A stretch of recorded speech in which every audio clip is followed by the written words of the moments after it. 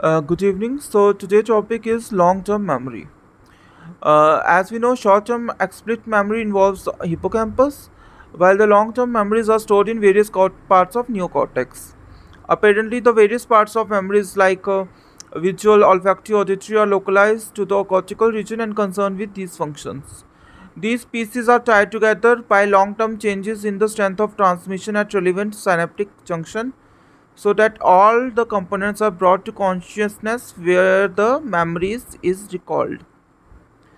It means all the memories are tied together, so by long term changes in the strength of transmission at synaptic junction, so that all the components when brought together, so our conscious mind can recall it by the memory.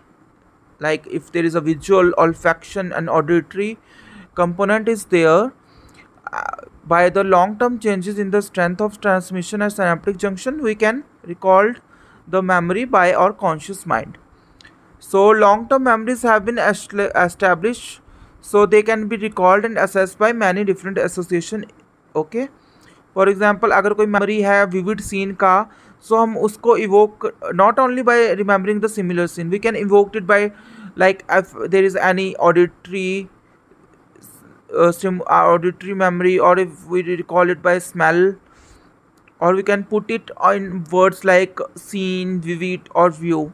So the each memory must have multiple roots and keys. Further, many memories have a emotional component or color.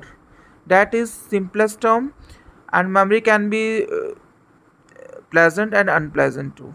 So that's all about long term memory.